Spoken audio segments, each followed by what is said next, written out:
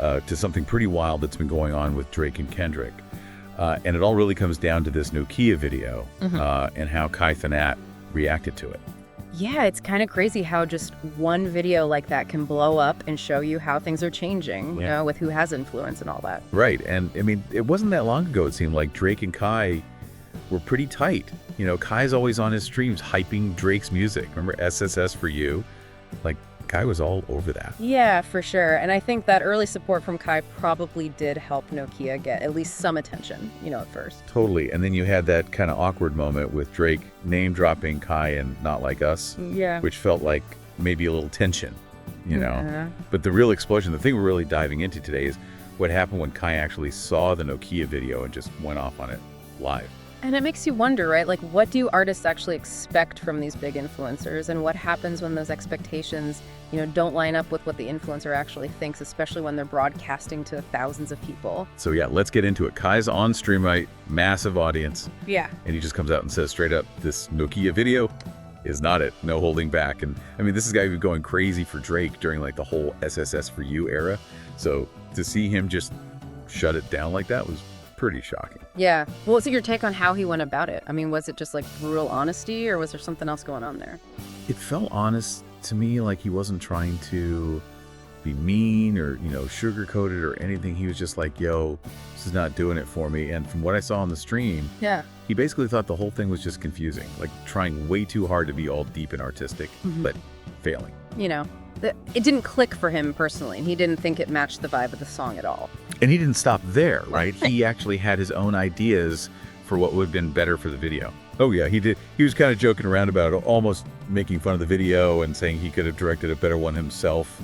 And his idea was way more lighthearted, you know, something fun and colorful like an arcade or roller rink, something with energy, something that would actually connect with the fans rather than, you know, trying to be all serious and maybe even a little pretentious. Which kind of says a lot about what younger audiences are looking for, right? They want things to feel real, relatable, you know? 100%. And we have to think about the impact all this had, right? Because word on the street is Drake was really hoping Kai would push this video. You know, he was kind of banking on that influencer boost.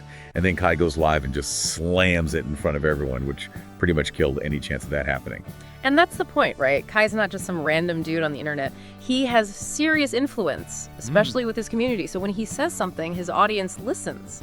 For sure. And from what I've seen, most people who follow Kai were right there with him on this one. They agreed the video was a miss. And that to me signals a bigger problem for Drake because it's not just one person. It's starting to look like a whole segment of his fan base just isn't feeling it. Yeah. And if you look at Drake's career, he's always been pretty good at being on top of the trends. You know, what's hot, what people want. So if he's losing touch with that younger crowd, it could be a real problem moving forward. Absolutely. So now we got to talk about the wider reaction to this Nokia video, right? It's being called the weirdest thing he's ever put out. And it's not just Kai saying, it's all over hip hop forums. You got other big online personalities chiming in. It's being called straight up bad, embarrassing, like a real flop, not just a little misstep. So what do you think it is about this particular video that's making people react so strongly? I mean, Drake's done some pretty out there stuff before visually. Why is this one different? You know, it's interesting if you compare it to those mean heavy videos he did for CLB and All the Dogs. Those were wild too, right? But they felt deliberate, like almost like they were made to go viral to get people talking and sharing. And the Nokia video, it feels like it's trying to be artsy, trying to be something it's not. It just falls flat. It's not hitting with the internet crowd. It's not what fans were hoping for, you know. So maybe it's not about playing it safe or avoiding anything risky. It's more about understanding the culture you're in and making sure you connect with your audience, even when you're trying to do something different, something they might not expect. Exactly. And the feeling is that Drake is losing touch with the culture specifically. That younger wave of fans, people are saying his new music is offbeat, out of sync, forced. And it's not just the vibe. Even his attempt to throw a little shade at Kendrick in the video is being seen as weak, no bite, no wit, no nothing. It sounds like people are saying the video is trying to do too much, right? Be artistic, fuel the beef, and it's failing on both fronts. Right. And now let's look at how things have shifted between Drake and Kai. I mean, it's pretty clear something's changed. This is the same Kai who once said Kendrick's Super Bowl performance was boring and that Drake was the better artist, and now he's all in on Kendrick. He loved the Super Bowl set. He's riding with him in this beef. It's a complete 180. It really goes to show how quickly things can change online. Loyalties shift, especially when you have moments like this, not like us, trap dropping, that really shake things up. And get this, Kai even recreated the intro to Not Like Us on his stream, the exact part that seemed to tick Drake off enough to name drop him in the first place. So it's almost like Kai's doubling down on his support for Kendrick. What do you think that says about where Kai sees the momentum going in all of this? It definitely feels like he's putting his weight behind Kendrick. Like he sees him as the one who's winning right now, and aligning himself with that feels more genuine, more in line with his audience. And the word is, Drake's kind of stuck in a tough spot right now. He doesn't have a lot of options for responding to this. No. Because if he disses Kai directly, that could backfire and alienate even more of that younger audience he needs to win back. It's a lose-lose situation almost, right? If he ignores Kai, it looks bad, but if he engages, it just adds fuel to the fire and makes the whole Nokia thing even worse. Exactly. And that's the narrative that's forming right now.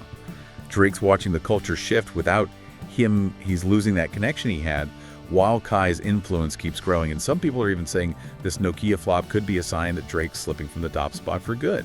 That's a bold statement, but I mean, it does make you think about the weight of this whole situation and what it could mean for Drake's legacy, Yeah, and even trying to tie Nokia into the Kendrick beef, it seems like that backfired too. Instead of helping Drake, it kind of sucked the fun out of it for a lot of fans. And actually ended up helping Kendrick's side of things. And now you barely even hear about Nokia anymore. It's just fading away, another L for Drake. And the real worry is he's going to get left behind as the younger generation moves on to the next thing, the next artist, Which I think highlights just how important it is for artists, especially big established names, to adapt and evolve to stay relevant. Every new generation comes with different expectations, different values, and you got to keep up. So let's sum this whole thing up.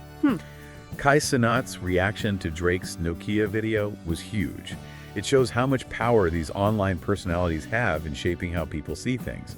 And it might mean trouble for artists like Drake who need to figure out how to stay connected with those younger audiences. It's definitely a wake-up call for the music industry. The old rules don't apply anymore. It's not just about magazines and radio. It's about these influencers who can reach millions of people with one honest take one live stream, and that changes everything. And that's the big question, isn't it? Are we seeing a shift in how artists connect with their fans? What does this mean for authenticity in the digital age? Is that what this new generation cares about more than anything, just keeping it real? And if so, what does that mean for the future of Music Man? A lot to think about. Thanks for diving in with us on this one. Absolutely, it was a good one. Until next time. See ya.